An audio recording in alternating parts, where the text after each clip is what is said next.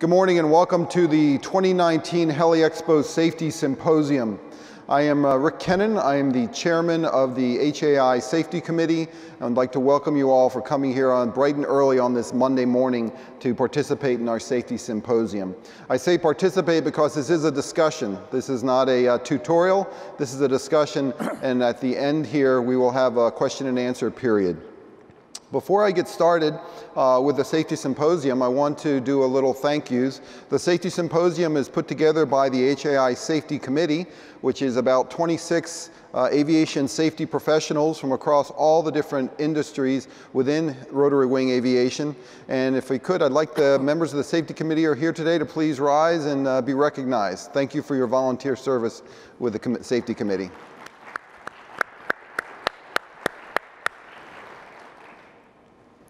Before we get started with the Safety Symposium, I want to talk a little bit about what the Safety Committee is doing this year during the the HAI HELI-EXPO. We have a lot of offerings, different events for people with different interests all around the safety theme. So I'm just going to go through what we're doing this year at the HELI-EXPO. So the first is the Safety Symposium. Thank you very much for attending the Safety Symposium today. The next event we have begins at 10:30, and that's our Safety Directors Forum. It's here in this Hall B. All of our safety presentations are in Hall B, as well as our safety booth on the floor is in Hall B also. The Safety Directors Forum today is something of interest to a lot of people. It's catered toward the small operator, and that is what happens when you show up at the company as the new safety director. What do I do now?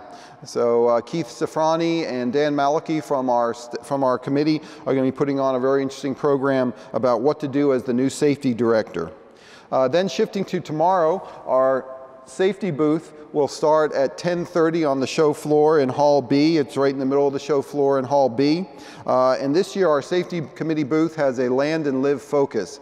Teaming with HFI, we're going to do a lot of events there, a lot of different things regarding Land and Live. Something of interest to a lot of people, we're going to have a video photo booth available for people to tell your own Land and Live story. So if you have a There I Was story, we would like to get it on videotape, very informal, and we're putting together a library of Land and Live videos for people to reference so that they know that this is a viable option if you get into a situation where continuing the flight is not an option. It's very informal, very casual, but we're trying to get people's Land and Live stories. And it doesn't have to be putting it down in a bean field in the face of a thunderstorm. It could be deciding not to take a flight or deciding to turn around early because the situation or there was something going on that you weren't comfortable with. So we're trying to record people's Land and Live stories. Also, there's an opportunity to sign the Land and Live Commitment, which is an HFI initiative where you sign a piece of paper that says, I am committed to land and live. In other words, continue your career as you have. It's an opportunity to make a commitment to your future self that you get into such a situation where landing is the most important thing and most valuable thing to do, that you'll make that critical decision to put the helicopter on the ground rather than continuing on into a difficult situation. We're going to, in the next year, the Helicopter Safety Committee is going to be sponsoring a poster contest, a safety poster contest. And at our committee booth this year, there's an opportunity for you to go and draft an idea or a slogan for a safety poster. All you have to do is come up with an idea, just draft something out, and then the HAI graphics department will take it from there and develop it into a safety poster. And hopefully next year at HELI-EXPO in Anaheim, you'll see your safety poster hanging there as the winner of our safety poster contest. And as always, the Safety Committee booth is the location where you go to get your completion for the Rotor Safety Challenge. For those who aren't familiar with the Rotor Safety Challenge, it's an opportunity for everybody to collect tokens, as you'll probably receive leaving today. You receive up to 6 tokens. You come to the safety booth and we'll print out a completion certificate, which a lot of insurance companies recognize as continuing education for rotary wing safety. So please take advantage of that. And if you have 6 tokens, you can come to the safety booth and we'll print out a completion certificate for you. That starts at 10:30 tomorrow. The safety booth will be open all throughout the expo. The Safety Committee Town Hall tomorrow will be also here in Hall B. Terry Palmer and her group are putting together a fascinating discussion about the future of careers in rotary wing aviation. We all know that there is a booming shortage of pilots and mechanics. How do we entice people to come into our career and into our industry? And Terry will be talking with a panel of guests about what lies ahead for the future for careers in rotary wing or helicopter aviation. And then also tomorrow we'll be putting on a presentation about safety return on investment. It's the question that as a safety professional you get asked all the time by either your CFO or your CEO, what have you done for me lately? How are you making money for the company? Safety is a very difficult endeavor to quantify and to quantify how much money it's actually making for the company. It's not a revenue stream, but as you'll see tomorrow, it can be interpreted as a revenue stream, and we'll be talking about safety return on investment, and that's tomorrow also in Hall B. If you have questions about where all these are located, just go to the HELI-EXPO app. All of these are on your smartphone. And then on Wednesday, we'll be holding our winter safety committee meeting. If you're interested in how the safety committee works, Wednesday at 8:30 is our meeting. We have some interesting speakers coming in to talk to us about different aspects of safety across the helicopter industry. We'll also be talking about future endeavors and initiatives from the safety committee. If you have an interest in becoming a member of the safety committee, all you need to do is be a member of HAI, introduce yourself. That's an opportunity to meet some of the other members, put in an application, and we bring in new members to the safety committee at our spring meeting, which will be held later this year in Alexandria, Virginia. So if you have an interest in joining the safety committee, please step forward. We welcome you to the group.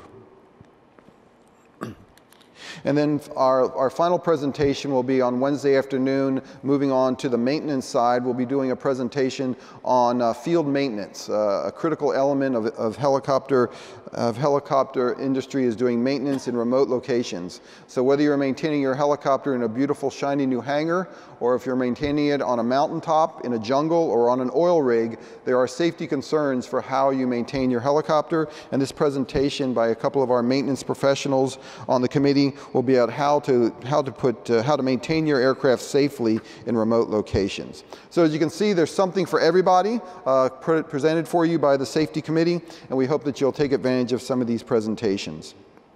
But now back to the symposium. Lessons learned again. It's a rather ominous title, but it is truthful. Today is not so much about crashes as it is about the aftermath, what happens after a crash, and how to turn yourself around, how to turn your organization around after you have a catastrophic event.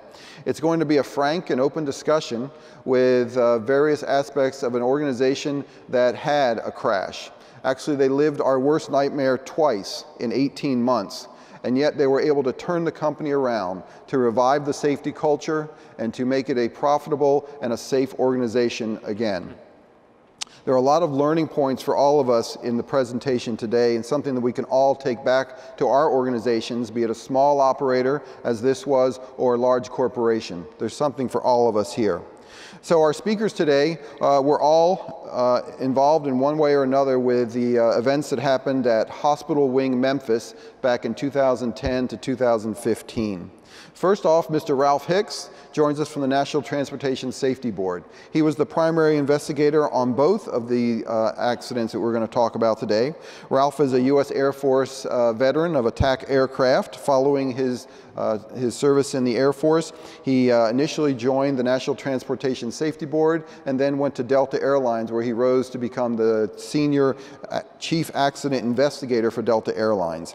After retiring from Delta Airlines, he returned to the National Transportation Safety Board, where he is the senior air safety investigator for the Ntsb Eastern Region, based here in Marietta, Georgia. Ralph was the investigator on the two crashes we'll be talking about today, and he'll be giving an overview of an anatomy of how those crashes occur. So please join me in welcoming Ralph Hicks.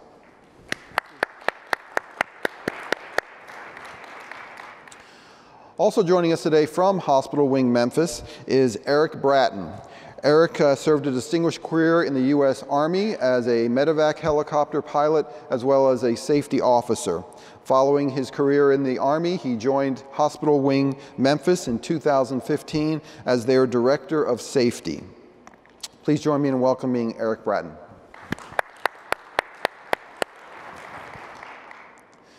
We also have, from a different aspect of the post-accident investigation and what happens after the accident, Mr. Mark Dombroff is with us today. He is backed by popular demand. He joined us last year at the Safety Symposium, and he is an distinguished attorney with the LeClaire Ryan Law Firm in Northern Virginia. He specializes in aviation law and insurance matters. He represents and advises both large and small operators on aviation safety, and aviation insurance and legal matters.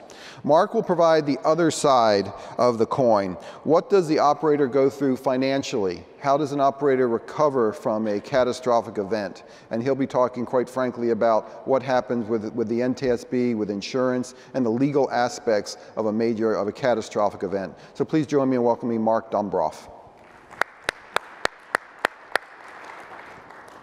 Following the presentation is a time for us to have a group discussion. There are microphones set up here in the audience, and we'll ask people to come forward and ask questions. This is intended to be a coffee table discussion. We'll be sharing ideas back and forth, and we welcome you to share those ideas as well. I would offer one caution, and that is Ralph Hicks has graciously agreed to be with us here from the National Transportation Safety Board. However, we would ask that you not ask him any questions about opinions or analysis of the crashes. He obviously has a lot of factual basis, and he has a lot of experience in accident investigation, but please do not ask him questions or opinions about these particular crashes. With that said, we're going to start with, as I said, the anatomy of the two events that occurred in the Memphis area, and I'll turn it over to Ralph Hicks. Thank you. Thank you, Rick. Appreciate it. Appreciate being here. It's a real pleasure. I was the investigator in charge on 2 aircraft accidents involving Hospital Wing. The first one occurred on March 25th, 2010 in Brownsville, Tennessee, which is about 47 miles east-northeast of Memphis. The aircraft was a Eurocopter, now Airbus Helicopters, AS-350B3, operated by Hospital Wing. The flight was returning to the Brownsville base after dropping off a patient at a hospital. The patient had been in a car accident. And the pilot was bringing the helicopter back along with the 2 flight nurses that were on board. 1 pilot and 2 flight nurses, they were all fatal in the accident, unfortunately.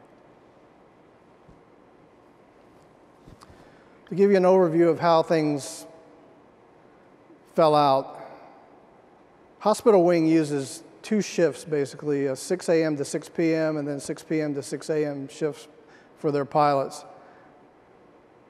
That's the procedure they're using at this time. The oncoming pilot, the procedure generally is to come on a little bit early, get a briefing from the on-shift pilot, basically things like weather, how the aircraft is operating, any problems in the system, just any problems that might be encountered during the shift. So this pilot, the oncoming pilot, came to work about 5:30 and went through his normal procedures, checked the weather, went onto the computer and checked NOTAMs, things like that. And he knew that there was an approaching cold front coming in from the west, which was ominous. The pilot, he kept looking at everything, and he was concerned because the helicopter was missing. The pilot was out on a mission at the time. So he called the pilot on his cell phone, and the pilot had already reached the Jackson, Tennessee hospital where they were going to bring the aircraft back from. So they had a conversation back and forth about several things, one being obviously the weather and where the weather was.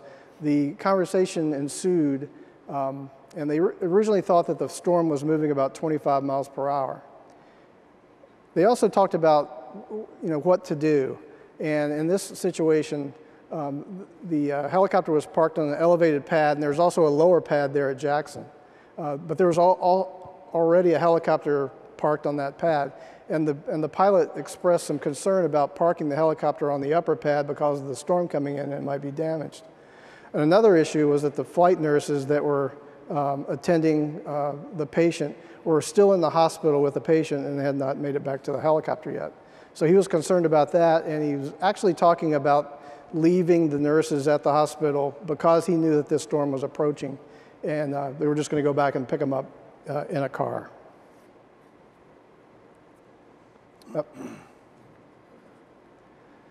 Here's a picture of the convective activity that the flight encountered. This is the typical anvil cloud with the precipitation underneath, cold front moving from left to right in this situation. And take a look at the turbulent airflow that you see at the bottom of the screen there. That's what we believe that the flight encountered. The storm was actually moving at 61 knots, not 25 knots as they thought was occurring there. And there was a significant wind shear downdraft situation called the gust front, and you can see that in the slide as well. Qualifications and equipment on this flight. The pilot was IFR current, and the helicopter was certificated for IFR flight. MVGs were on board, and we believe the pilot was using MVGs because of the damage to the MVGs and the wreckage pattern that we found. There was autopilot installed. We don't think he was on autopilot. And it also had EGPWS, the enhanced warning system for ground proximity. Also, it had the Avidyne kit for multifunction display with the XM satellite weather overlay. The on-scene investigation consisted of 3 investigators from the Ntsb, myself, Paul Cox, who was from Eastern Region. ERA is Eastern Region Aviation, by the way. And AS-40, which is our engineering group at headquarters. And we had a helicopter expert on scene with us. And we always keep 1 or 2 helicopter experts on staff at the Ntsb at all time for helicopter accidents, by the way. We had the Ntsb chairman and vice chairman on scene. The vice chairman was actually getting his on-scene checkout and media briefing checkout on this accident. Public Affairs and TDA. TDA is Transportation Disaster Assistance, and they deal with all the aspects with family members of the victims. And the parties to the investigation, the FAA. FAA is always a party to every Ntsb investigation. American Eurocopter, now Airbus. Turbomeca USA, the engine manufacturer, and BEA, they are the French equivalent to the Ntsb, and they sent an engineer over from France to assist us with the wreckage examination. Here's a picture of the main wreckage on scene. As you can see, there's quite a bit of disintegration of the aircraft. Take a look at the main rotor blades and how they ended up, and also you can see one rotor blade is sticking straight up out of the ground. What we noticed was going through the site, there was a quite extensive ground path of wreckage disintegration, which indicated high speed, high energy impact. The helicopter crashed into an open wheat field, about a 33-degree left bank during the impact, and we found the actual imprint of the main rotor blades in the ground to show us that. The first indication of ground contact was the main rotor strike, and most of the rest of the aircraft was consumed in a post-crash fire. We found no evidence of a pre-impact failure or malfunction of the airframe, the engine, the rotorcraft, or any instruments. If you take a look at the photographs here on the left, that's the engine power shaft. And there's actually a noticeable twist to the power shaft, and that's one of the things we look for when we take the engine apart. Also, the turbine blades inside the engine showed signs of damage that was indicative of power at the time of crash. Also, the main rotor blades and the tail rotor, we've got those on the picture on the right here, and you can see the disintegration of the blades. And the Eurocopter is an all-composite rotor system, and so when those things come apart during an impact, they display what we call broom strawing, which is it actually looks like a broom when the fibers fly apart during the impact. And we're also looking for evidence of power on the rotor system at that point, and we found that.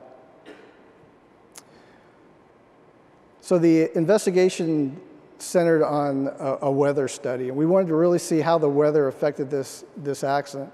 As I said before, this aircraft was equipped with an Avidyne multifunction display, and there was a subscription for the XM satellite weather overlay.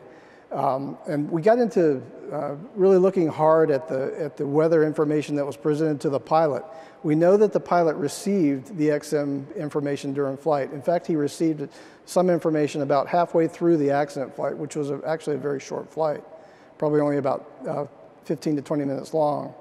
NEXRAD is the next generation radar, ground stations around the country that produce the imagery that the XM system uses to put together what we call a mosaic. So if you go into the cockpit and look at the screen, you're going to see the weather like I had in that previous slide. However, the weather on the screen is not the actual real-time weather that you're looking at the site.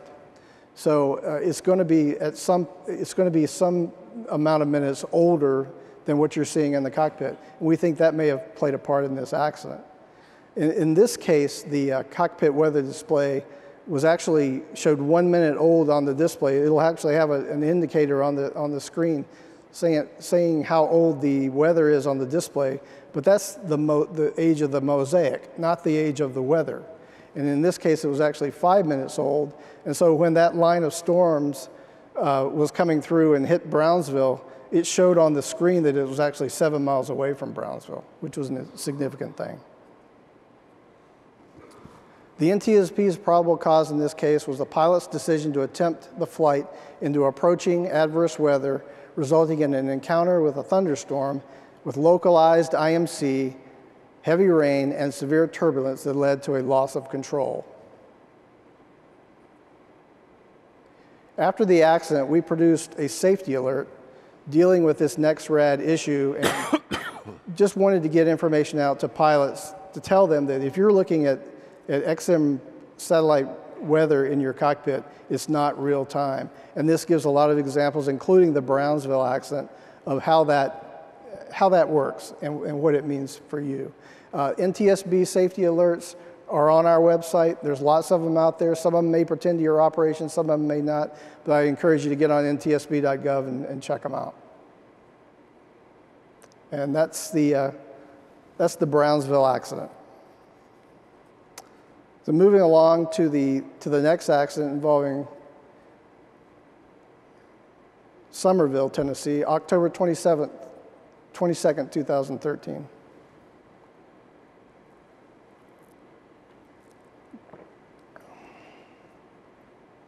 Same type helicopter, AS-350B3, again operated by Hospital Wing.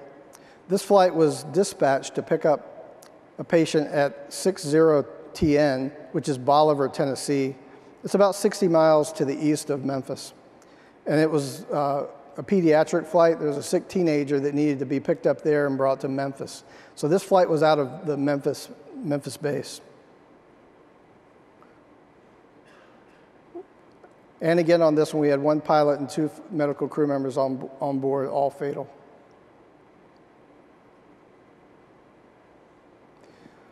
What we want to do is we want to back up a little bit. This accident occurred, as did the Brownsville, at the end of a long duty shift, about 6 o'clock in the morning. Pilots came in about 6 p.m., supposed to end their shift about 6 a.m. This occurred about the end of their shift. About just after midnight, a call came in for a patient pickup out of Memphis. The pilot took a look at the weather, got his crew together, they briefed up, and they went out to the helicopter and they took off. And about 2 minutes later, they encountered low ceilings. So they turned around, came back to Memphis, put the helicopter back down on the pad, and airboarded that flight and canceled it. About an hour later, another call came in for another flight, and they checked the weather again. There was really no significant improvement in the weather, and so the pilot declined the flight due to weather in this case. But gradually during the night, the weather improved in Memphis. It actually became VFR conditions by 5 o'clock. And about 5 o'clock, another call came in, and this was the Bolivar patient pickup flight. So the pilot again looked at all the indicators, the weather, re-established his risk assessment for him, and then got his crew together, briefed up, and they left about 5:47, again near the end of the duty shift. And the flight proceeded for another 18 minutes, basically went down Highway 64, followed it straight down Highway 64 until the aircraft abruptly pitched up and made a right turn, and then we observed a loss of control. And this information was from the flight following satellite information that was provided by the company. Here's a picture of the flight track, the blue line, taking off out of Memphis, the Memphis base, basically following flight or Highway 64 all the way out to Somerville, and the destination was over here somewhere. But that's where the accident site was.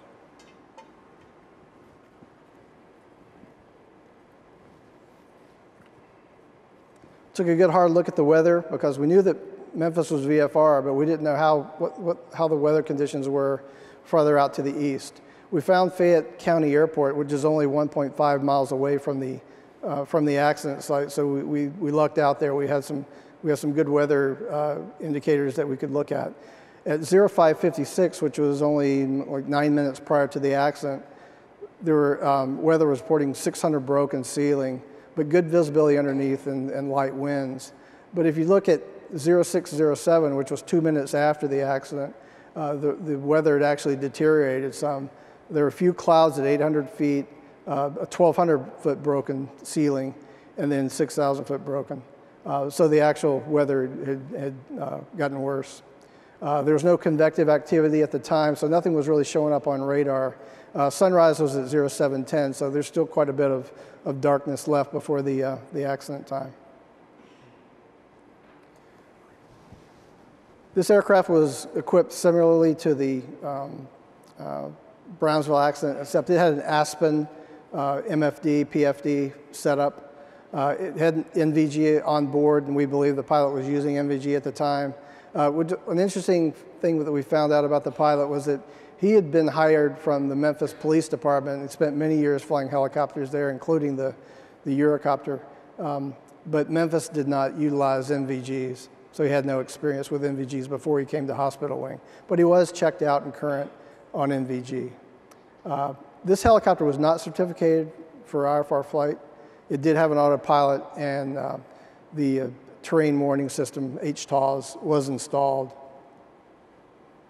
Our on-scene investigation, this is a picture of the degree of disintegration of the post-crash fire that went through the main area of the cabin and the cockpit. We had the IIC, myself, the FAA. It was a smaller investigation because it was considered a regional investigation rather than a major investigation in this case. American Eurocopter and Turbomeca USA were there to support us. And we also had headquarters support for another weather study in this case.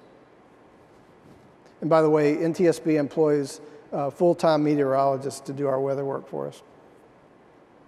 The on-scene investigation, this is the main wreckage. It crashed in a wooded area just south of Highway 64 in Tennessee. We took a look at the angles, the descent angles into the woods, and we came to the conclusion that it was about a 50-degree descent angle, but not an auto-rotation type scenario. It appeared to be an out-of-control situation by the position of the aircraft as we found it. And again, in this case, the aircraft was consumed by a post-crash fire. Here's a close-up picture of some of the parts that we looked at. On the right there are the main rotor blades. As you can see, that broom strawing effect that I talked about earlier. And on the left there is the main rotor hub and the transmission. And you can see what happens in a post-crash fire. It basically burns down to the ground. But we look at what we have left.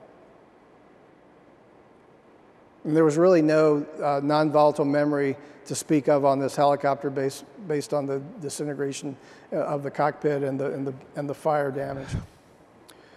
So we went and did things the old-fashioned way. We started looking at other things that could have happened. What caused this pitch-up to occur and this right turn before a loss of control? We went out there to the accident site and started looking at at the maps to see if there were any obstacles that the pilot might have encountered during this low-level flight. And we found a couple of them. One was a cell phone tower. It was an unlit, non-operational cell phone tower that was just south of Highway 64, 140 feet tall, so pretty significant height for a helicopter operation. And then we also had a water tower out there that was 115 feet tall. So what we did, we knew that we didn't have any HTAWS data that was recorded for this flight. So what we wanted to do was try to come to a reasonable conclusion whether or not this pilot may have encountered an HTAWS alert that would have prompted him to pitch up and get away from the ground or from the obstacles. So we did two things. We had a test flight set up, and we went back to Hospital Wing. They were very gracious, provided a helicopter similar to the one that crashed. We were able to get all of our party members back together, Eurocopter included. In fact, Seth Butner is here today, and during the Q&A session, I'd like him to get up and talk a little bit about the test flight and how it went, because he was actually on board the aircraft when we did that. And then Garmin helped us out also. We gave them the HTAWS data, the ground track, the altitudes that the aircraft was flying at, and also the obstacles. And there's also a 100-foot altitude change out there, actually an increase in altitude closer to the accident site, which we figured in also. So we took all those things, gave those to Garmin, and they ran it through their simulator, and we came up with the conclusion that it was possible that the crew encountered an altitude alert during the flight. We had nothing recorded on the airplane that said they did, but all the indicators show us that it was a good possibility that that happened. So in this case, the NTSB's probable cause was the pilot's inadvertent encounter with night IMC while responding to an obstacle alert resulting in an in-flight loss of helicopter control. Thank you very much. Thank you very much, Ralph. So we have the anatomy of the crash, the two crashes, but as I said earlier, with that as a background, we're not really here to talk about what happened at those crashes. We're here to talk about what happens after the crash. Both what happens to a company, how do you turn a company around to continue to be a viable provider of services for their community. So with that said, I'd like to turn it over to Erik. Erik will tell you a little bit about when he arrived at the company and what he saw, and then what he did and what the company did to turn this around. So Erik Bratton. Thanks, Rick. Like Rick said, we want to talk about how we assessed the culture that we had in the company at the time, and how we were going to rebuild that trust, because that was the most important thing for the company to move on, learn lessons, and become a safer and more viable operator. So a little bit of background, just like Rick went into. I came on board in 2015, retired from the military. Prior to that, there are a few people that have been there for the full time that the company's been around since 1986. So I went back and did a little bit of research. And prior to the first accident, there was no formal safety system in place. The basic standing rule was don't crash, don't hurt anybody. It seems very silly to just put a statement out there and expect people to follow along with it now, especially in the culture that we live in today. But that was how the company was operating at the time. There was a very toxic safety culture around the company. There was a very autocratic approach. There were no inputs into the system, everything was an output. So the upper management, upper leadership would put things out to the company, and there was no way to really receive feedback or react to that feedback. And then I put ADM there because as an aviator, one of the things that I value the most is my critical decision-making skills, my ability to make aeronautical decision making. And that was completely disregarded. Pilots were berated for not taking flights that management thought they should have. And if they turned around, there were certain repercussions.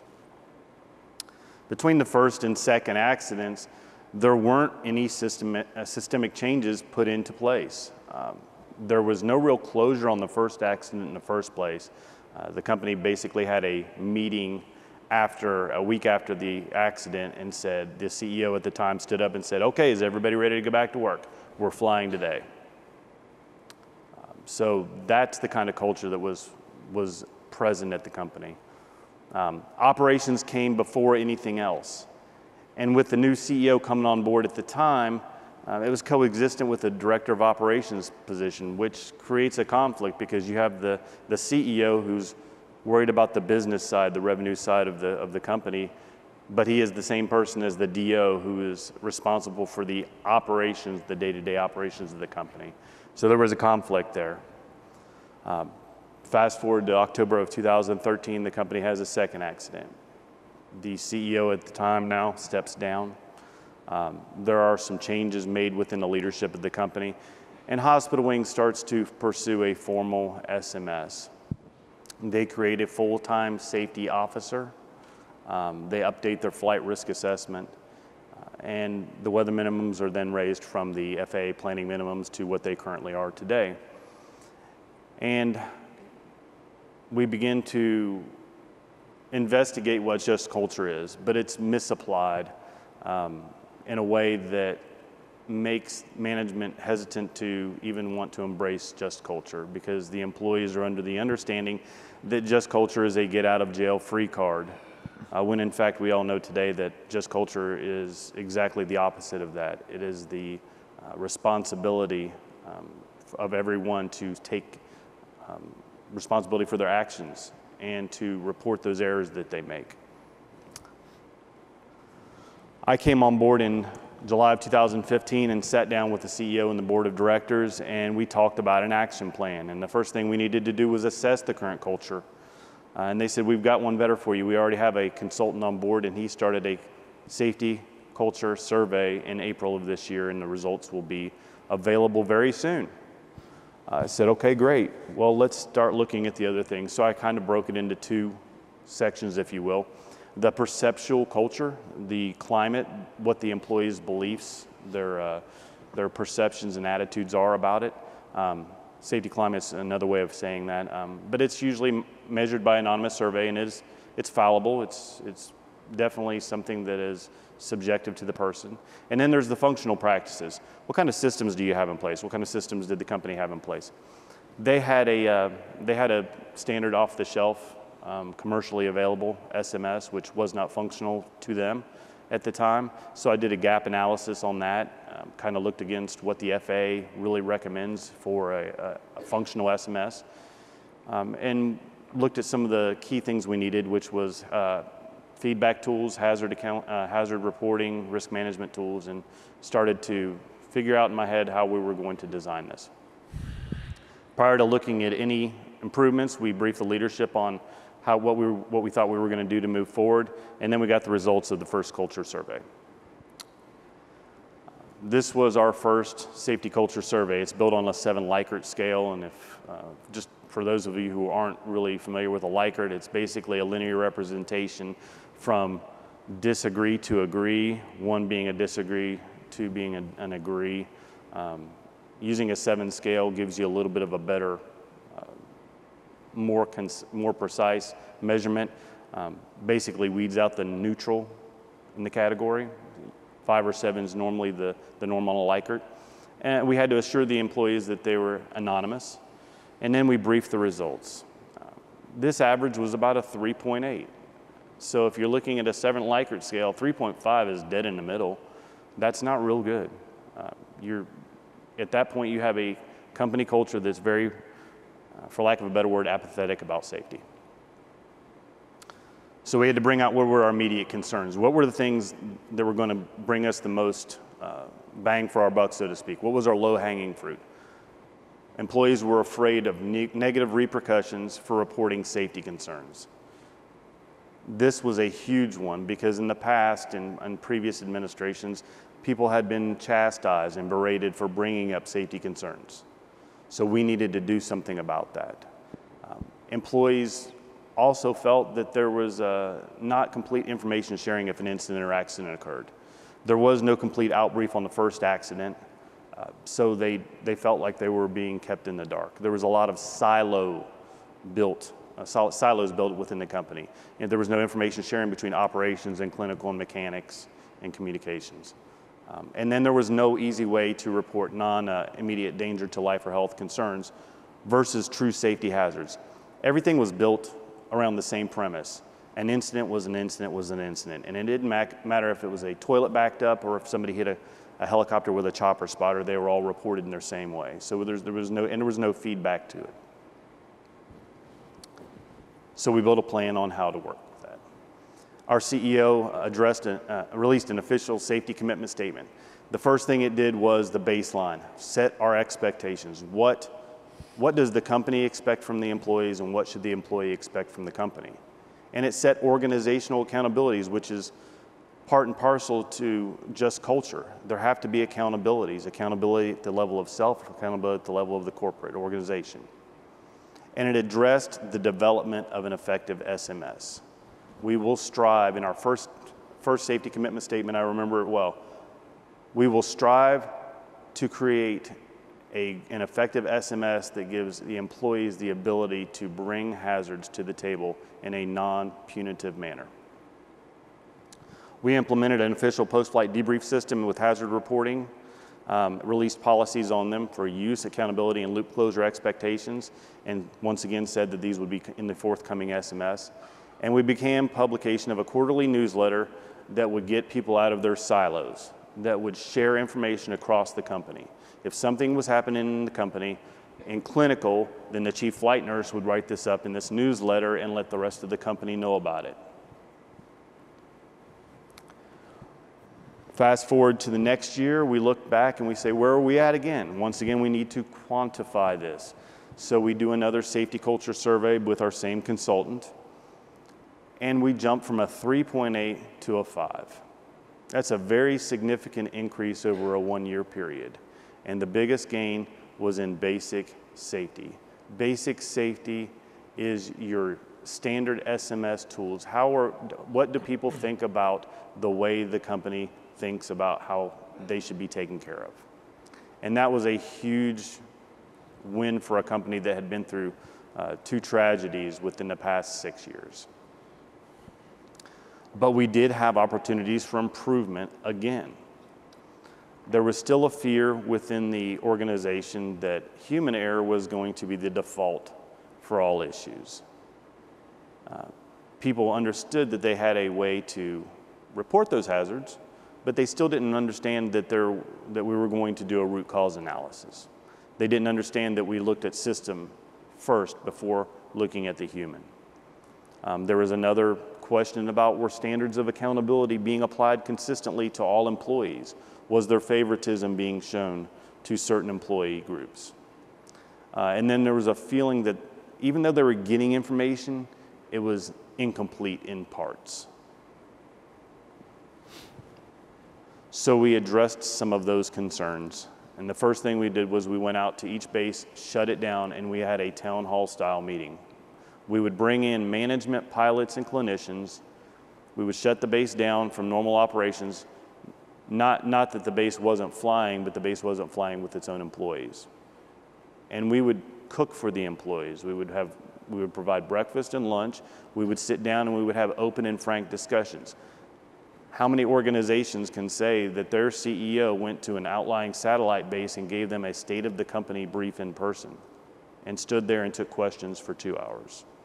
But we knew in order to establish and build that trust, that good safety reporting culture, that we had to go beyond what was merely acceptable. We did the initial release of our safety management system with supporting policies in its infancy, and it's been revised several times since then, but it was a good first step. And then we wanted to let employees know that we actually valued them for going above and beyond. It was more than just you come into work, you do everything safe, you get a paycheck, you go home. We wanted to have a way to recognize those employees. And so we began a safety awards recognition program that was functional. How many people want another trophy or another coin to put in their pocket or on their shelf? We wanted to make things usable. So 1 year we had a flight nurse win the safety award for the annual award. I knew that she rode motorcycles. I got a DOT reflective vest that she could wear on the job or ride while she was riding her motorcycle, because I wanted it to be functional. I wanted it to mean something to them. And in our company's been really good about that. Throughout the year, we made minor changes and revised things. Year 3, 2017, we once again do the safety culture survey because this is a trend. Now we can actually measure against what we did in year 1 with the same questions in year 2 and the same questions in year 3. We're seeing a little bit of diminishing returns. Of course, you're getting closer to the top end of the scale, but we increased from a 5 to a 5.4. Now we start talking about some of the really detailed things. Our employees are uncertain about the application of the just culture algorithm, and they want to see examples. So we put examples out there. We talk about things like if a pilot is pulling an aircraft out on a chopper spotter, and in a rush to get the chopper spotter out from underneath on an EC-130, he dings the mustache fairing because he didn't put the arms in all the way. Where does that fall in the just culture algorithm? Well, if it's a one-off, it's probably human error. I talk to him, I do some interviews and look at it. Hey, I pushed him in, I thought I had him in all the way, and I brought it out and it scraped it. So we coach, we console the error. We talk about other ones like a pilot, and I'll give you a little bit of a background. So we have an adult crew and a PD crew on duty at all times. 3 o'clock in the morning, the PD crew's out, the adult pilot sees that there's weather coming in. I don't have my other pilot here to help me pull in the aircraft. We do have a policy that says you will have a wing walker, a minimum of 2 people at all times, to move an aircraft. He doesn't see the danger, he pulls the aircraft in, and in doing so he touches the blade of another aircraft, so both of the aircraft have to then be inspected. Where does that fall? Does that fall under reckless? No, he didn't see the danger. He justified the risk in his mind because he needed to get the aircraft inside. He felt that he didn't have anyone there to help him. So that kind of falls into the at-risk. So in the at-risk, we're going to counsel the employee, and then we're going to retrain and we're going to talk about it and show him other opportunities that he could have taken to mitigate that risk. That's what we talk about when we talk about examples for just culture that the employees wanted to hear, because they wanted to hear that the default wasn't we're going to place the blame on them. Although we had safety equipment and it was adequate, they wanted to see standardization across all of our aircraft, across all of our fleet. Ralph talked about the different systems that we had. We'd had an Aspen system, we'd had an Avidyne system. We took our aircraft that we still had that were legacy aircraft, we sent them off to Wysong, and we had the Garmin 650, 750 put on all of them. All of our aircraft now have a standard avionics package. They all have a standard med package, because the one thing that you shouldn't have to worry about is when I get in this aircraft, is it going to be different than the last aircraft I flew in? And then they identified a need and desire for more training and education. So we standardized the equipment. We even went so far as to standardize the PPE and put a list at each base along with their job hazard analysis. We began researching Ninth Brain and Medic CE platforms as e-learning alternatives to satisfy that need for further training. And I'm glad to say that they're both working out very well. And now when something needs a root cause analysis, an incident or accident happens that requires a root cause analysis, we publish the just culture algorithm and where it falls within the scale and the reasoning why as well. Because we need to be transparent to continue to build that positive safety culture.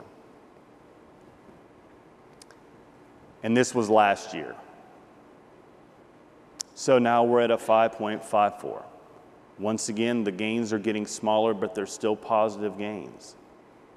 We have to be happy that we're on the right track, but there are always needs for improvement. Where's my concerns? Our response percentage has fallen a little bit. Not much, but in a small company, 93 to 86 is around 7 people. So I'm missing 7 people's opinions and feelings about where our safety program is today. And those are important to me. Those are important to our CEO. Employees still feel that it's difficult to discuss errors, especially errors that others have made, especially the new people. In an industry that has probably a 20%, if not higher, average pilot turnover annually, there's always a new guy. And how easy is it for that new guy to point out an error that somebody else has made and talk with them? We have to find a way to reach those people. And employees feel that when a safety concern is reported, appropriate action may not always be taken. And that can fall into the education portion. What that employee feels is appropriate may not be appropriate as a company. Because I think that Joe should have gotten fired for doing that doesn't mean that that's necessarily appropriate. So we take the opportunity to educate. So to move forward, we need to have more interaction. We're going to go back to the town hall meetings this summer. And in addition to addressing some of the concerns we've seen here, we just finished our first annual Leadership Culture and Interdisciplinary Survey that gives the employees the opportunity to express how they feel about their leadership. Not only their direct supervisor and their next level manager, but the company leadership, and within each department in the company. So the communicators can give opinions on how the mechanics, what suggestions they might have for the mechanics to do a better job or a more efficient job. The pilots can say what they think about the med crews. And we're going to discuss those results. We're developing more just culture and AMRAM and CRM scenarios for crew member classes. We took an incident that happened last year and turned it into a scenario for discussion with our annual crew member training classes. It's a difficult discussion to have in a room of people that all have knowledge of that incident, and some of them may have been involved with it. But it's a necessary conversation to have, because in order to learn lessons from the past, we have to face those things. And our CEO is going to update his safety commitment statement with the publication of our SMS. He's done it every year, but this year is a little bit different. We've been on such a good trend, we don't want to lose that trajectory that we're on. We're really going to reinvigorate it. We also recently began an employee suggestion program with the option of anonymity, because employees felt that they were able to put in safety concerns, but they really had no official channel how to get in concerns that may have just been to do with company efficiency, or how can we create less work for the employees but still accomplish a great job. And in a smaller company such as Hospital Wing with under 100 employees, it should be easier to visit each base more often. And that's one of the things that we've pointed out, is that leadership needs to be more visible. Your best work isn't done from behind a desk. Your best work is done in face-to-face with the employees that you support. And we've shifted the format of our safety advisory group from a briefing style meeting to a member-led meeting, where the members of our safety advisory group are actually the presenters. And the chair is merely there to guide the discussion. At Hospital Wing, we didn't believe that the accidents had to be an end in the organization, and they don't have to be the end of an organization, but they do have to stimulate change, because otherwise you're doomed to repeat the same things over and over again. And if you think that your organization doesn't have a safety culture, then you just don't know what it is. Your organization has a safety culture. There is no need to create one. You can either craft it and drive the safety culture, or it's going to develop with the informal leaders that you have within your company. And a positive safety culture demands leadership, attention, and system tools to keep it on track. If you don't constantly have your finger on the pulse of what your culture is, it can go astray. And it's an ongoing process, just like threat and error management. It has to be cyclical in nature. Don't take your foot off the gas. We're not going to. We're going to continue to push forward. Thanks.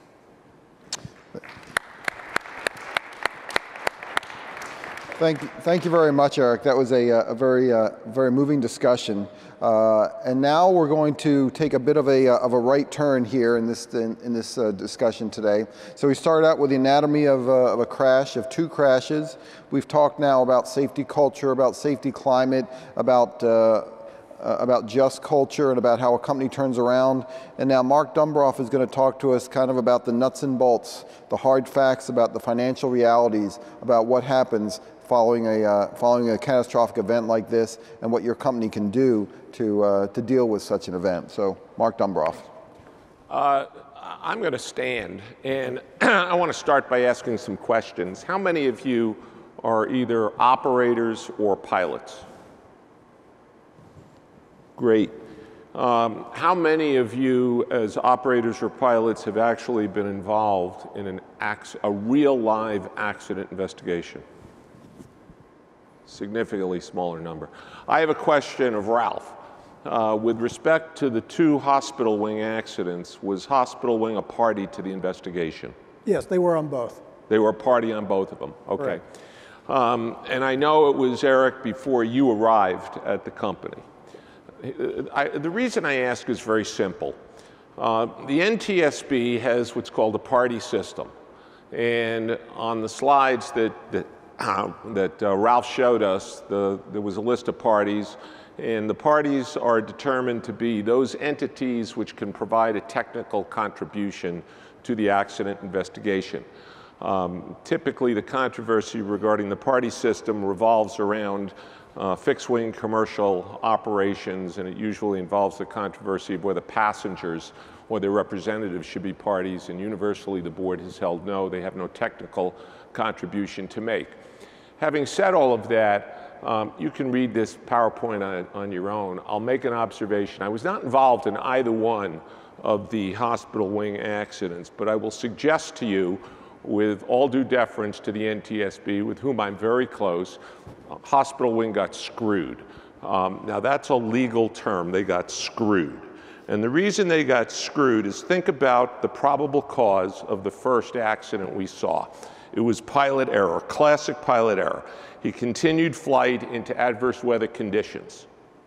Now, we don't know what the contributing causes were, but I'll suggest to you that if I had represented Hospital Wing, I would have pushed the company to beat on the Ntsb regarding a probable cause that had to do with the pilot failing to get appropriate information during the flight. His mind and his knowledge was 5 minutes behind the weather display that he had in the cockpit. It's not to say that he didn't contribute to the accident, but in fact, there was a problem here with the information he was being given. And what did the safety advisory say? The safety advisory said, you're getting crappy information in the cockpit, be aware of it. Be aware of it. The second accident, the probable cause was once again the pilot doing something, perhaps believing that he had to avoid a tower. No evidence of that whatsoever. Pure speculation. Hospital Wing got screwed. How it came out that way, I don't know. But I can assure you there are steps to be taken to see to it that it doesn't come out that way. And why is it important? Not just because of the Ntsb. The fact is that when you have an accident, it's like being on multiple trains at the same time, all of which leave the station at the same time. One of the trains is the Ntsb investigation. And you as a pilot, as an operator, you are on that train if you're involved in the investigation, if your company's involved in the accident. A second train is civil litigation. It starts immediately. There are already plaintiffs' lawyers out there looking for cases or getting the cases. The third is there's going to be a criminal investigation, whether you know about it or not. We do not criminalize accidents in this country, aviation accidents, but there's always a district attorney, a state's attorney, or a U.S. attorney looking to see if there's something that runs afoul of the criminal laws. If you happen to be involved in an accident outside the United States, the rule is they do criminalize aviation accidents. So there you've got 3 trains, and you're on all of them as the operator. You have the 24/7 news cycle. You're going to be involved in that. It's not going to be a turbomeca or an Airbus accident. It's going to be a hospital wing accident.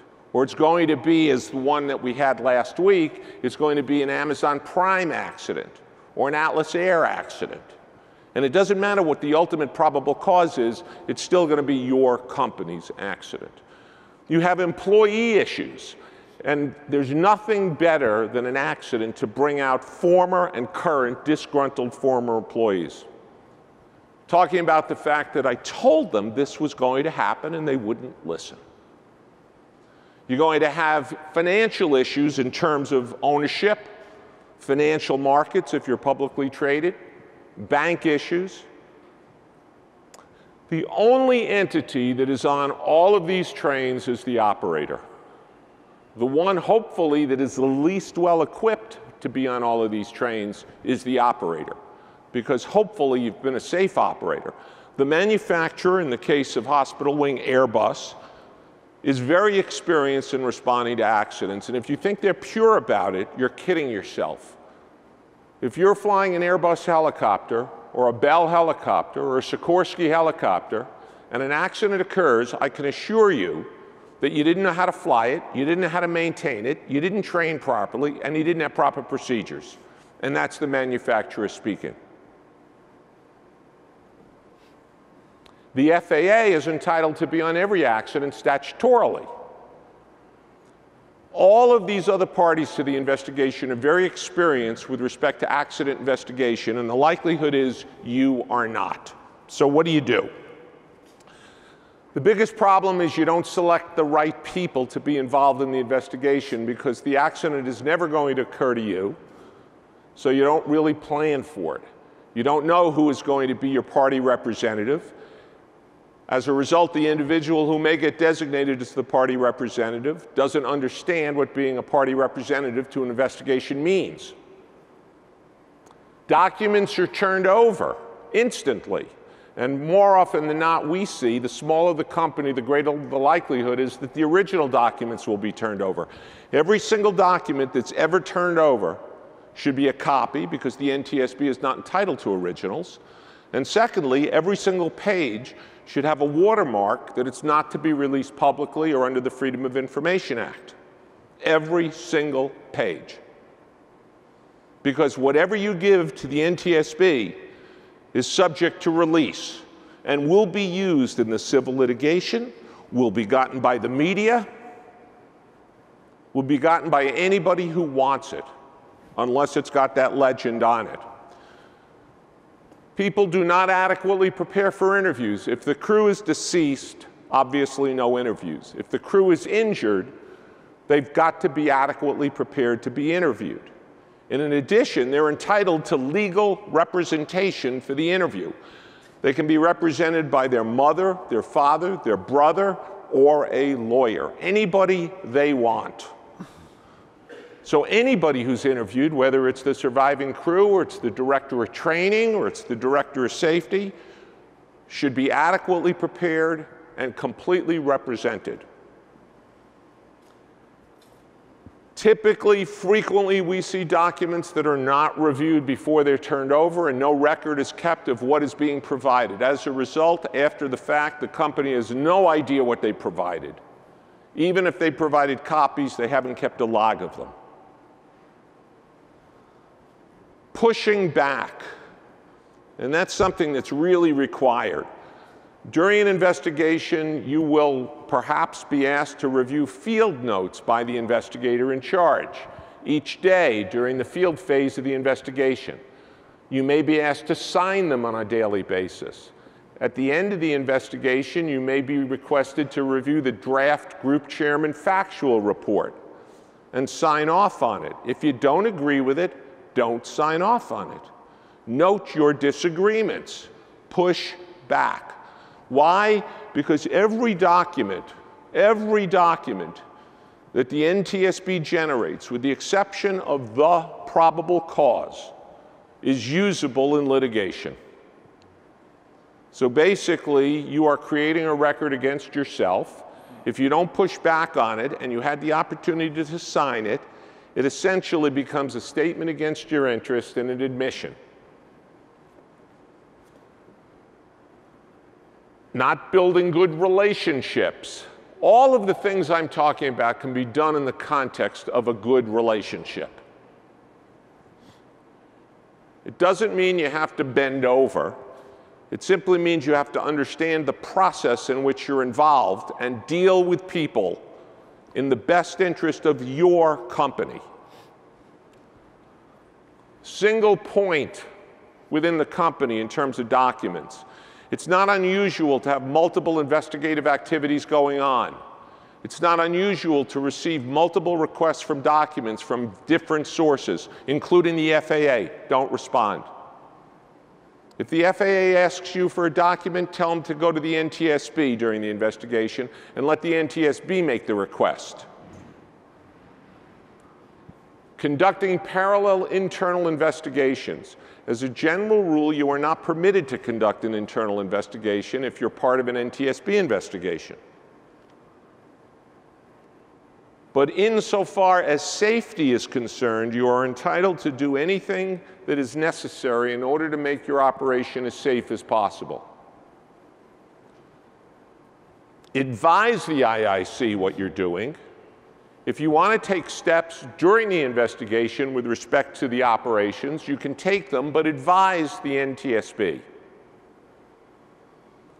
The fact of the investigation does not mean that the internal operation, excuse me, or the safety improvements that you want to put in place come to a stop. Disclosure restrictions are very important, as are the media restrictions. As a general rule, when you show up on the scene of an accident in order to participate in the Ntsb investigation, assuming it's the Ntsb investigating it, not the FAA under a delegation or assignment from the Ntsb, you're going to be asked to sign a confidentiality agreement. And essentially, too many people who show up there that don't understand it almost treat themselves as being seconded to the Ntsb. And what that confidentiality agreement says is anything you learn during the investigation you cannot share with anybody. But the fact of the matter is, if you learn something during that investigation that impacts the operations of the company, I'll suggest to you, you have an obligation to go back to your own company and tell them immediately. It doesn't mean you don't go to the IIC and tell the IIC, this is what I plan to do. Now, are there ways, if you're dealing, Ralph Hicks is a very experienced investigator. You're not going to run into the problem with him. But I will tell you what happens when the investigator in charge says, no, you can't disclose that to the company. That's when you pick up the phone, you call the lawyers, and it gets fixed. And the way it normally gets fixed is by a phone call to Washington headquarters to the Ntsb. There are ways that the system works as defined in the rules and in the processes. And then there are ways that the system really works. Unless you understand how the system really works, you are not in a position to protect your company effectively. Let's talk about the media.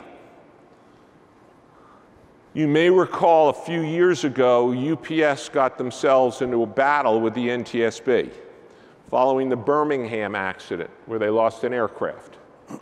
The union for the pilots came out with some very public statements about causation of the accident. The company responded. It all was very public, and they both got removed from the investigation by the Ntsb. Because the Ntsb rules are that once the accident occurs and you are a party to the investigation, you may not say anything after the accident that you could not have said before the accident. So what happens? What happens when something is being said on the media that's just flat out wrong or incomplete? What happens if a member shows up on the scene? I think we saw in one of these accidents, the chairman and the vice chairman of the board showed up on the scene. By the way, the board members, the 5 board members of whom there's only 4 right now, do not investigate the accidents. They show up as the public face of the board. They get briefed by the investigator in charge each day. And at about 5 o'clock in the afternoon, they'll hold a press conference. But they do not investigate the accident. So what happens when the board member gets up in front of the press and makes a statement that's misleading, that's incomplete, or that's flat out wrong? You go to the board, you go to the press liaison, you go to the investigator in charge. If all that fails, you go to the board member and you say, we need a correction. We need a clarification. I will tell you the board is a great assistance when the media reports things improperly. The board will put out a statement clarifying whatever it is that the media said. But you do not get out there yourself in front of the media and make statements. That is the surest way to get thrown out of an investigation. So you've got to understand the media restrictions, and they're really, as I said, they're very simple. You can't say anything after the accident you couldn't have said before. What does that mean? It was this kind of helicopter, it had this many hours, this degree of reliability. Our pilot had this many hours, this kind of training, these ratings. We have these kinds of safety programs. Everything you could have said before the accident, you can say after the accident. That rule also provides you a refuge as a company involved in an accident to be able to say, we're not permitted under the NTSB rules to comment on the investigation. We refer you to the NTSB. So it's really pretty far short of a no comment because the rules are in fact such that you cannot comment. So just to sum up, the procedures, the rules, Part 831 of the regulations, they all define the way that things are supposed to work. I will tell you right now, the very best emergency response plan and the very best emergency training is good for the first 4 or 5 hours. It'll get everybody to the scene, it'll get everybody in a corporate headquarters, it'll get everybody on the phone. But unless you've been there and you've done that, you're never really going to know how it really works and how to protect the company properly during the investigation. By the way, one thing that occurs to many people, well, what happens if the board gets it wrong? And the thing the board will tell you is they have a process called a petition for reconsideration. So if the board gets it wrong, probable cause, you can file a petition for reconsideration with the board. How many of you have filed a petition for reconsideration? Was it effective? Did it get reconsidered? No. I will tell you it is probably the least effective process the board has. The odds are that if you file a petition for reconsideration, it's going to get denied, and the original probable cause is going to stand. So the time to effect the investigation is from before the investigation starts with an understanding of how the system really works. With that, I'll say thank you. If you've got any questions, I'm sure you'll have access to this PowerPoint. One thing I will put a plug in for is we have a really good aviation blog, and I'll commend it to you because we call it Plainly Spoken, P-L-A-N-E-L-Y. And it's about as plainly spoken as I have been. Thank you very much.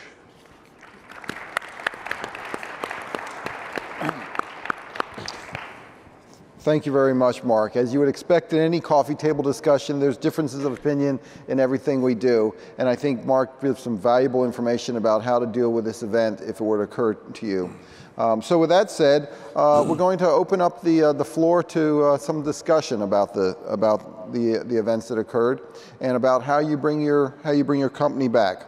There's some microphones set up here in the audience, and I'd welcome anybody who'd like to come up and ask a question to please approach the microphone and introduce yourself and ask your question. But while that's happening, let me go ahead and pose a couple questions to our panel members here that they can answer, and I'll ask Ralph first because we've talked a whole lot here about catastrophic events, accidents, and what happens. So I'd ask, there's nothing really we want to do to prepare for a fatal accident. It's an unfortunate reality, though. And through your experience with the NTSB, what would you offer to an operator as the best preparation they can make for working with the NTSB if that event does occur? Sure. A couple of things. I mean, there's a lot of ways to address that, but the first thing, and Mark talked about it too, is to really get into the NTSB regulations, Part 830, Part 831, understand what's in there. It's not a lot to read. It's just a few pages, but there's a lot of information packed in there on how to work with the NTSB, what to expect when you join an investigation. those kind of things. It'll answer your questions ahead of time before you're given the party form to sign. The second thing is we love to do outreach activities. Give us a call. We'll try to work it into our schedule where we can come out to your operation and spend a day with you. Talk with your management, with your frontline people. We'll tell them what we do. We'll give them a quick briefing on the NTSB and answer anybody's questions that comes up, because it's amazing how easier it is to work during one of these tragic events when there's been some sort of relationship established prior to the accident. Good, thank you very much. I see we have some people at the microphones, so why don't we start out with on the right side over here of the audience. Could you introduce yourself and pose your question, please? Yes, good morning, and thank you for putting on this presentation. Dick Healing, Air Safety Engineering, former board member of NTSB, and somehow I missed Ralph when I was there. When I was at the NTSB, I think most of the folks in the room who knew me were aware that I focused a lot on Part 135 and helicopter operations and safety. And my question is really for Erik. Erik, as part of your SMS, do you have in place flight data recorders, voice recorders on any of your aircraft, and are you using the data before there's an accident? HFDM. Yes, sir. Actually, very good question. We actually started our HFDM program early last year. We do have Apereo systems on all of the aircraft, and we pull a minimum of 15% per quarter for review, looking for flags, and we use that data in a non-punitive manner. It is strictly for training and coaching. We have some set parameters that we use: bank angles greater than, pitch angles greater than, at a speed greater than, at an altitude lower than type of angles. And we also use it to go out and do training flights and to come back and show them with the 3D graphic representation where you can build the actual map and show them how we look in that 3D scenario. It's an interesting thing. We've had some ups and downs with it. We didn't realize that if you took the card out, that internal memory only gives you data and not actual voice and video. So we kind of learned that the hard way. And then we had to put a procedure in place to make sure that card is in, and that's checked by our maintenance crews on their daily every morning. So, but yeah, absolutely. That was one of the big improvements in our safety program last year, was instituting HFDM and having the Apereo system in all of our aircraft. Additional question, after this session, I'd like to meet with you to talk about your culture program. And just as a note for the record, after I left the NTSB, I worked with Bristow Group in the Gulf of Mexico and was one of the architects of what they call the Target Zero program. Prior to my involvement, along with a bunch of other people, tremendous people, the CEO, a relatively new CEO at the time in 2004, 2005, committed to 0 accidents. He said, I never want to see another accident. For the 10 years prior to that time, they had roughly 2.2 per 100,000 hours Class A, either fatal or loss of an aircraft accident. For 7.5 years after the program Target Zero was implemented, they went to 0 A or B accidents for 7.5 years. So your SMS and your HFDM and your flight data recorders are absolutely critical to achieving your goal and mine, which is 0. Thank you. Thank you very much. Thank you for your service to the NTSB as well. All right, move over here to the left side. Sir, introduce yourself, please. Yeah, good morning. My name is Brad Gunn. I'm with a local mosquito control district down in North Florida. A couple of legal questions, I believe to Mark. Historically, are you brought in after an accident by the operators or by the insurance company representing them? Who is the appropriate agency or person to bring you in? Well, let me just preface this by saying, ideally, the best time to meet me is before the accident ever occurs. The worst time to meet me is after the accident occurs, and the reason is that that's the worst time, whether it's for the operator or any other party that may be involved in the investigation. That's the worst time to build a relationship with somebody like me.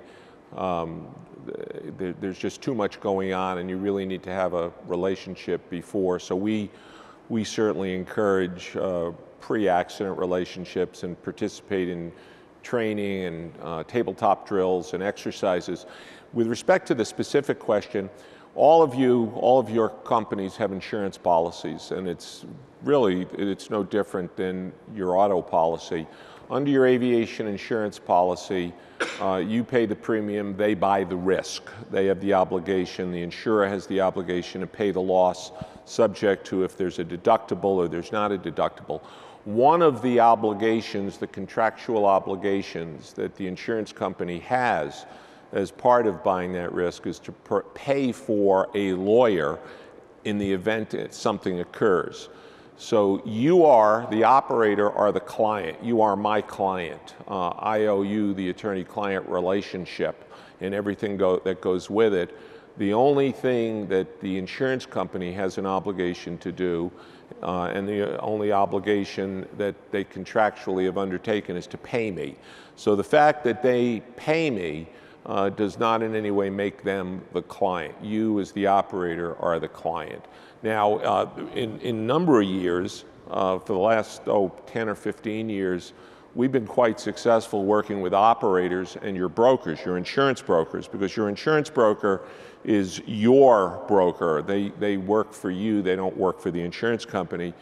In having insurance companies actually pay, for example, my involvement before the accident ever occurs, whether it's training, whether it's participating in your emergency response drills, your tabletop exercises, and so forth. So that relationship, just as Ralph said with the Ntsb, that relationship exists before there's ever a problem. I hope that answers your question. Yes, sir. The second part of it is, I wonder if an accident involved by a government entity using a public use aircraft is handled or treated any differently by either Ntsb or the process to getting to the final answer. Well, I know Ralph probably has thoughts on this as well, but as a general matter, the Ntsb would not investigate public use aircraft accidents. Those aircraft are not operating under the FARs necessarily. You can have an aircraft that regularly operates under the FARs, but there may be operations where it's operating as a public use aircraft. The Ntsb can be brought in. When I was at the Justice Department running aviation matters for them, obviously we represented all the military services, all government flying activities, the FBI flying activities. And it would not be unusual for the government agency involved, unless it was the military, in which case they investigate virtually all their own accidents. It would not be unusual, for example, for the FBI, which is operating a public use aircraft, to request the Ntsb to come in and assist with the investigation. But as a general matter, since public use aircraft are not operating under the federal aviation regulations, except in the context of the airspace regulations, the Ntsb would not necessarily be involved. Ralph? Well, we investigate more public use accidents than we used to. Back in the old days, maybe 30 years ago, we were more or less hands-off of public use, but now it depends on the organization that the public use is working under. For instance, I worked an accident a few years ago here in Atlanta with the Atlanta Police Department, public use aircraft, public use flight. And we worked it exactly the same way as we did with any other investigation. We've also worked accidents with the Forestry Service, things like that when they're doing firefighting flights. So the answer is we may or we may not. It just depends on the organization and the letter of agreement we have with that group. Mark, if the Ntsb does not get involved, do you see the procedure from your past experience, when it starts turning toward the civil, side of this thing when there's no outside input on reason of cause. Yeah, most accident investigations these days are not aviation accidents are not first line investigated by the Ntsb. The fact of the matter is the Ntsb has about 400 employees total, nationally, everybody. And you know, just think about the number of general aviation accidents. So the Ntsb obviously has to work very closely with the FAA. I would say more often than not, the Ntsb is going to rely upon the FAA to conduct the field phase of the investigation. It doesn't mean that it's not an Ntsb investigation. It is. It doesn't mean that the Ntsb isn't going to determine probable cause. They will. But the fact of the matter is, if the Ntsb is not going to conduct the on-scene investigation, it's even more important, in my estimation, for the operator to have hands-on involvement in the on-scene investigation and everything that occurs. Basically, what ends up happening is the FSDO, the local FSDO, is more often than not going to send an inspector who's received some training on accident investigation. But I will tell you, as a general matter, and as somebody that started his career with the FAA and then represented them at Justice for a good part of my career, the quality of the investigation is not going to be nearly what you would expect or what you're entitled to or what is going to occur when the Ntsb investigates it. So I think that the level of involvement, if the Ntsb is out there, is critical on the part of the operator. It is even more critical if the Ntsb does not send investigators to the scene. Okay, thank you. Next question over here on the right. Who was up first? Bill? No. I'll go ahead. Good morning. My name is Seth Butner, and I'm the manager of accident investigation for Airbus Helicopters here. I was part of this investigation with Ralph in the Memphis Hospital wing. Like Ralph mentioned, I was a part of that flight that we did, that test flight, which I thought was good. And just to speak briefly, I think Ralph said go ahead and say something real quick about that. And being able to be a part of the investigation as a party system and a team did work well. And I want to make that clear that all the parties involved, including hospital wing, were engaged in resolving the true truth, the answers as best we could. And led by Ralph and others at the Ntsb, it worked out well. In that opportunity was to take a sister ship that hospital wing had with the same HTAWs on board to refly that flight path again that we saw at the altitudes. And I don't want to say it was remarkable, but it was really good for us to see that those alerts and cautions came up, which provides better information, better ideas to bring you to the best probable cause we could come up with, right? As a party, or when I say we, the board could come up with. So we're providing them as much factual information as we can, and doing these flights as we flew along. You know, we saw in the flight path return data that we had that the aircraft made an abrupt climb, and of course, just a quarter mile away from that climb, it was down into the trees, right? So when we looked at the accident and when we were pulling out, I think the second day or something, we saw that tower, and through, because they're so embedded down in the trees, when we got back out on the highway, I think one of us, or I remember telling Ralph, said, look at that cell tower over there. And sure enough, when you fly it, we were at, I don't know, 300 feet, we got the alert. The same, and this is on a clear day, about a month later, I believe, the same with the water tower. Now, if that was something that the pilot probably saw, it certainly fit the profile, right? Because exactly where we got the alerts is where we saw the aircraft begin to pitch up. Anyway, it worked out good. That provided more information than just what we saw on site. And I want to say this, Mark, I understand your position, and I want to make sure it's clear to everyone here. But from your point of view, I don't see, I want to say I take offense to saying that hospital wing got screwed. I really don't believe that. I think the party system works well, and I believe there's as a career accident investigator for 25 years, I've worked with Cessna aircraft and here at Airbus Helicopters. I believe that the accident investigator, in my heart of hearts, and several others out there, in organizations, the company that I represent, the idea to keep the dream of flight alive for the next generation and for our customers is primo. And what we're trying to do in an investigation is not come out with an agenda.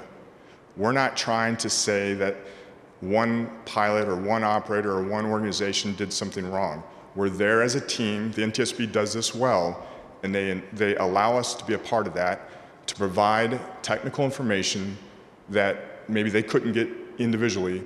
And that's why when Hospital Wing's there, when Airbus is there on site, we're giving the best information we can to make sure that the probable cause is as true and as close to what could have or possibly happened. So I just want to make sure that everyone out here understands the parties that are invited, we're not going out there with an agenda. Please understand that. I think you painted us, even Memphis Hospital Wing, as someone that had a fight. That's not in the hearts and minds of what I believe accident investigators are doing in the OEMs that we're representing or the organizations that are a part of that accident. So let me make an observation. First of all, I've been doing this over 40 years.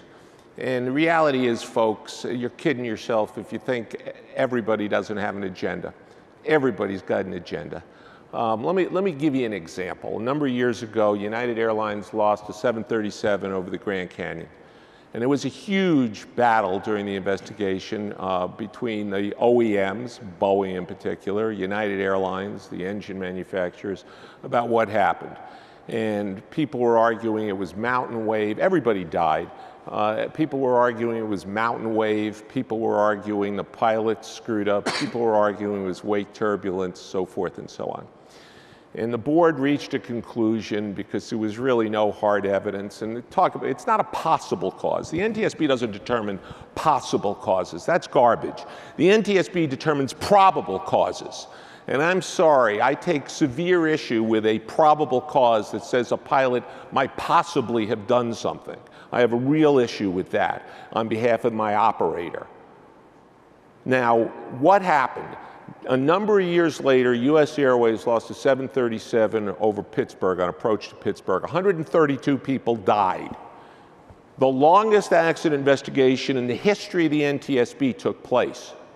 Boeing argued strenuously, as did Parker Hannifin, the manufacturer of the jack screw, that the cause of the accident was the pilot overreacting to a wake turbulence encounter and driving the airplane into the ground. The result of the investigation was that the NTSB determined that the jack screw on the rudder PCU failed, it jammed, and the pilot input was reversed. So when they pushed down on the right rudder, they got left rudder. And when they pushed down on the left rudder, they got right rudder. They went back as a result of that accident investigation, and they determined that exactly the same thing had occurred years before over the Grand Canyon with United Airlines. The fact is, everybody's got an agenda. And with all due respect to Airbus, don't kid yourself. You are there as a representative of the investigation to get to the truth, but to protect your company. And the problem presents itself when you, as a representative to the investigation, get seconded in your mind to the point that you no longer understand whose interests you are there representing. It doesn't mean you're going to pervert the truth, but I'll suggest to you, and I know Erik was not the party representative to the hospital wing accident regarding the possibility that the pilot may have put an input in to avoid a tower. But the fact is, that party representative, with all due respect to whoever the hell he is he here? Hopefully not. Did a really crappy job on behalf of hospital wing. Does that answer?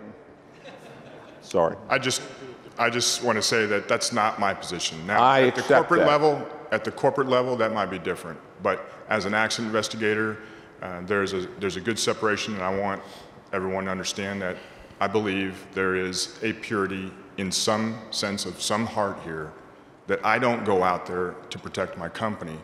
I have an idea, and I hope that aviation is safe for my children, and I hope that the people I know, like Erik and his organization or anyone there, that they can be capitalistically gaining, producing, whatever they need to do to make a success for their company in the use of the aircraft. And that's what we provide. Individually, I can't maybe speak globally for Airbus. Yes, I'm sure everyone has an idea. But during the investigation, I believe the NTSB does a good job to do thousands of investigations every year. And I think they do a pretty good job. And I'm glad to be a part of that process and the team and other investigators. And I know other ones, everyone's got a different personality. Ralph is very good. There's several on the NTSB that do a great job. And the same with the FAA. Thank you for that discussion. We'd like to move on to some other questions. Over here. Good morning. My name's Bill Reimer, Director of Safety for Helicopters, Inc. First off, I want to thank all you panelists for coming in. For full disclosure, I am a member of the Safety Committee who sponsors this event. My question really is for Mark and for the gentleman, Ralph. I'm a little confused. Our company has gone through an experience we're talking about today, and I'm somewhat confused by the discussion of the representation and the party system. And this is more so for Mark because my understanding is you cannot have legal representation when you're going through this investigation due to the party system. So I'd hope you'd expand on that. Sure. No. I'll tell you, years ago when I started and I was with the FAA, the party spokesperson for the FAA was frequently a lawyer from the office that I was part of, the General Counsel's office. The NTSB rules do not permit lawyers or insurers to be party representatives or to actively participate in the investigation. That does not mean that lawyers cannot represent witnesses during NTSB interviews, and regularly that's exactly what we do. We prepare the company's witnesses for the NTSB interview, and then we sit there with them during the NTSB interview. That's absolutely permitted. In fact, the NTSB a number of years ago, and my partner is the former general counsel of the NTSB, and under David Tochin's guidance, now the NTSB actually, to many accident scenes, will send one of their lawyers. And they do that recognizing that all of the parties, and by the way, virtually all the parties that I've ever represented, as well as every other party that's involved in the investigation, has lawyers at the scene. Not there to be part of the investigation, but rather there as a resource for the company's representatives to the investigation, and to act as a liaison, more particularly now, with the board's assistant general counsel or whomever from the general counsel's office may be there. There are many, many things that lawyers are able to facilitate, and the board's general counsel's office and the board members themselves understand this. Things like dealing with the wreckage, things like environmental cleanups, things like getting documents more quickly, dealing with problems associated with privilege. There's export restrictions frequently associated with documents and so forth. So lawyers do not participate actively in the investigation whatsoever. We are there to assist you in your role as participating in the investigation. Now, I have had situations, I can remember one in particular where I sat in the room and the investigator in charge, who was interviewing the company director of training, as I recall, said that this interview will not go forward so long as I am in the room.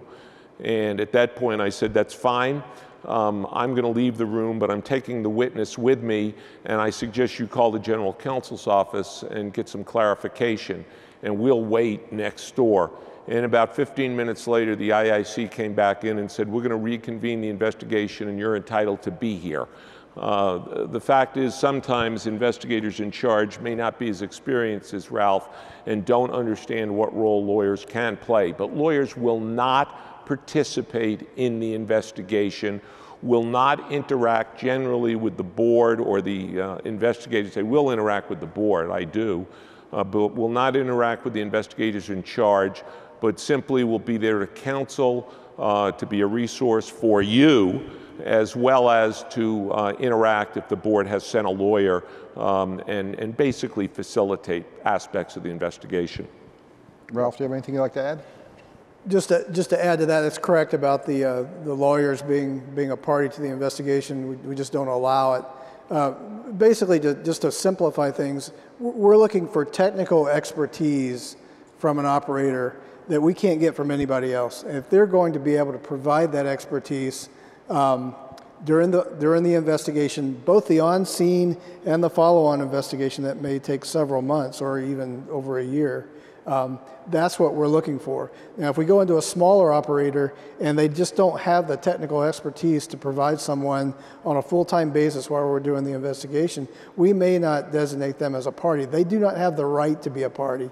The party system is set up to support an Ntsb investigation only, and we're looking for technical assistance that we need. Now, in a larger operator that may have a full-time safety department that deals directly with the FAA and Ntsb on a regular basis, that's not an issue. But we take a special look at things when it's a small operator, because we know you probably haven't been in this position probably in your career, or maybe not, maybe even the existence of the company. So we know that the experience of working with us is not there, and we're going to get you through that. But we're going to look and we're going to work with you to see if there's someone on your staff that can provide us with the technical expertise that we need. And if we can find that, we'll sign you on as a party. Let me add something to that. You're either on the inside of the investigation or you're on the outside of the investigation. If the party system is the greatest system that aviation has. No other country in the world has a party system. And it's a terrific system, but you're either part of it or you're not.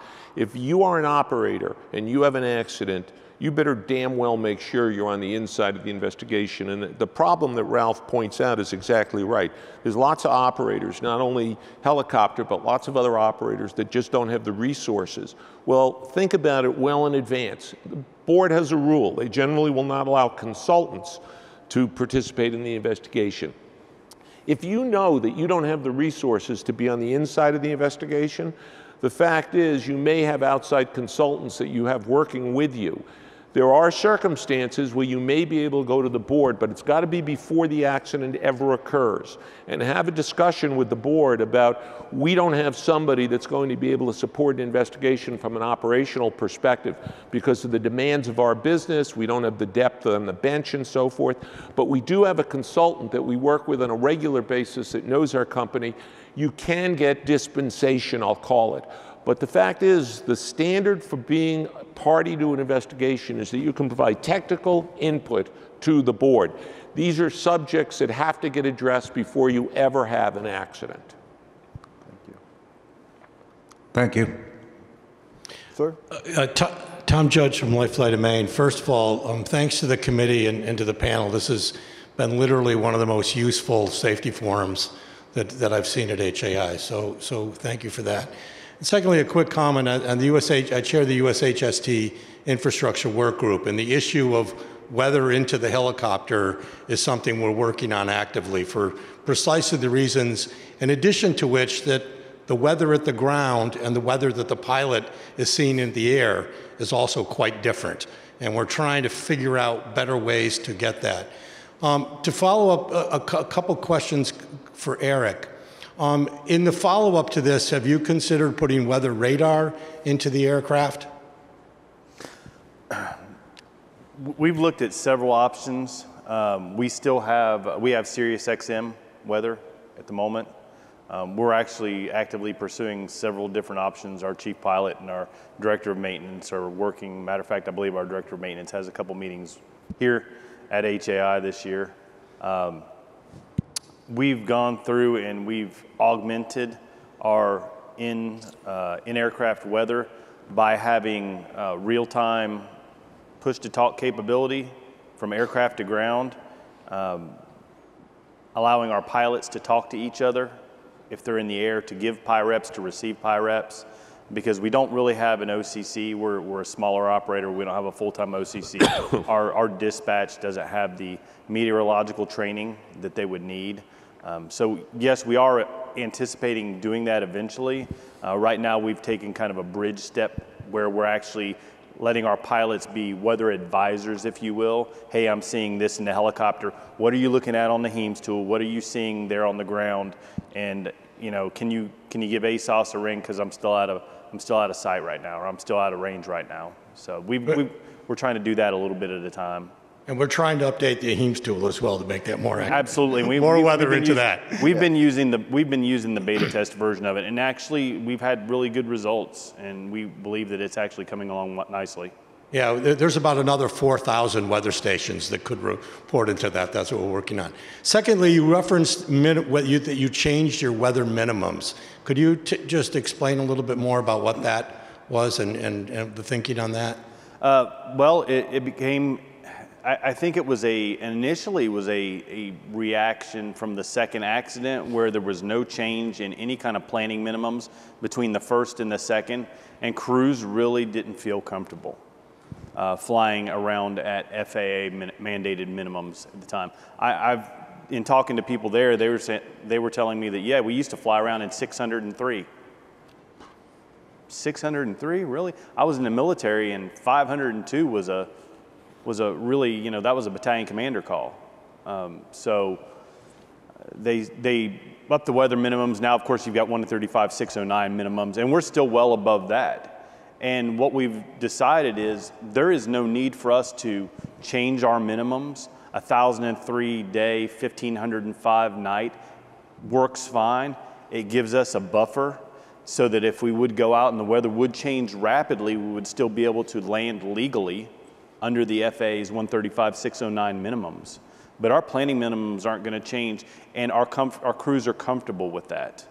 They're comfortable with 1,000 in the day. They're comfortable with 1,500 at night because they know what it looks like. They know that there's a safety buffer there. And to your point about changing those minimums, it also allowed us to introduce last year our EDP, or en route decision point protocol, which if it goes below a certain amount, depending on day or night, your choice is you will land, taking that decision out of the pilot's hand and saying you will find a safe place, you will land, you will call communications, and while you're on the ground, you're going to safely assess the weather, and then you're going to decide what's going to happen next. Great.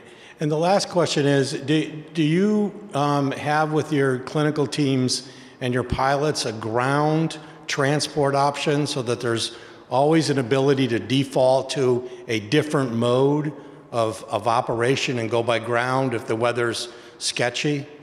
No, actually, we do not carry ground at all. We looked at possibly introducing critical care ground last year, but that was decided against by our board. But our choice is period. We either fly or we don't. We had to get people out of a mission mentality to a transport mentality, and even if you can't fly, they're under a certain level of care already. They will be transported by ground if you can't make it. It's better to make that call on the front end and not have to go out and weather abort, delay the transport, get all the information front loaded. Unfortunately, we just don't have that. Now, if we get to the scene and the weather is deteriorated and they can't make it to, say, the level 1 trauma center, our crews are allowed to ride in with the ground ambulance to provide that critical care, because if you've made it to the scene safely and you can't take off to go to the facility that you need to, but you can still provide that greater level of care, which most of the time that's what they're calling you for. It's not just the speed of the transport. Then go ahead and provide that. And we tell our crew, we highly encourage that. And there are some protocols that go along with us being able to provide quote unquote mutual aid in that respect. Great, thank you. Thank you. Just a note, there were some acronyms thrown out there that maybe some people aren't familiar with. The HEMS weather tool was mentioned. For those who aren't involved in helicopter air ambulance operations, it's a very valuable weather tool that the National Weather Service came up with that synthesizes the weather between weather reporting stations, and it's used a lot throughout the helicopter air ambulance industry now. It's a valuable tool for anybody to use, and you can find it on their website. Next question, please. Good morning, John Kettles. First, Mark, I'd like to thank you for giving everyone a reality check about how the party participant process really works. I've been in the position of advising people to lobby to get invited to get into the circus tent so you can participate like you described. However, a lot of times I've been helping people that are excluded. And in the past, I've called the IIC and said, you need to listen to the transcript, which opened up an ATC inquiry. I spent 2.5 hours at a crash site Friday morning finding the parts the NTSB missed. So my question probably for Ralph is, let's say if you don't make the cut, you're not a party participant, but you have information you believe is valuable. The NTSB changed the rules in 2017 to only limit input to the participants. So, Ralph, what do you tell people, say in this room, that have valuable information, they're not part of the team? How do you want those people to get the information to the NTSB so they make a fully informed examination? Well, the bottom line is we want to get it right. So whatever it takes to get it right, that's what we're going to do. If we have to go back to General Counsel and discuss the party rules with them in this particular situation, we'll do that. We don't want to be so inflexible with the party system that it limits our investigation. So obviously it's a case-by-case basis, but if there's information out there that we think would be beneficial to determining the facts, we're going to make every effort to work with you to obtain the information, basically. Thank you. Let me add something. Look, the NTSB is the gold standard, the platinum standard worldwide in terms of accident investigation. And Ralph's absolutely right. They want to get it right. There's all sorts of forces pulling at them and tugging at them from all different directions, as I alluded to earlier. And there are ways to do it. Not everybody's as savvy, as experienced as Ralph is at the board, even though it's a small group and they're pretty experienced. Some of them view the rules slightly differently, but it's no different than anything else in life. There are all sorts of recourses, and Ralph alluded to one. You call the NTSB's office. You can call the managing director. You can call Dana Schultz, the director of the Office of Aviation Safety. You can call Robert Sumwalt, who I represented when he was at U.S. Airways during the 427 accident I alluded to. There's all sorts of ways to see to it that the NTSB has all the information in front of them, and it never stops. If you find yourself frustrated, you're dealing with somebody other than Ralph, it never has to stop with the IIC. There's all sorts of ways to get the job done without offending anybody. We have just a couple minutes left. Thank you for your question. Sir, final question. Good morning. My name is Andre Conan. I'm a single pilot, owner-operated 135. My question is for Mark. So besides a robust insurance policy, what would I do to further increase protection on my company? Assume that if you haven't had an accident, assume you will have one and prepare for it. I think showing up at a meeting like this is probably one of the first things to do. And that's why I've said that the worst time to meet me is after the smoking hole is in the ground, because that's the point at which you've got to build a relationship of trust and confidence. And when I say something to you, you sort of have to understand where I'm coming from. The best time to build these relationships, the best time to position yourself so that you don't run into these problems after there's a smoking hole in the ground is before you ever have an issue. Have tabletop exercises, have drills, invite the NTSB to come to your drill, invite your principal operations inspector to come to your drill. Go through all these things. Familiarity in this area breeds confidence, whether it's familiarity with the NTSB investigators that are going to respond. I take clients all the time to meet the board members in Washington, not because the board members are going to investigate the accident, but they're going to decide the probable cause. I take them all the time to meet the director of the Office of Aviation Safety and the staff, because familiarity in this world breeds confidence. The worst time to have this familiarity is when you're all standing around looking at the smoking hole in the ground. Thank you. Thank you. And with that, we'd like to thank you all for attending. As I noted before, there are several more events coming up sponsored by the HAI Safety Committee, and we welcome you to attend those. The next one will be the Safety Directors Forum, which begins at 10:30 here in Hall B. Thank you very much for attending today, and enjoy the expo.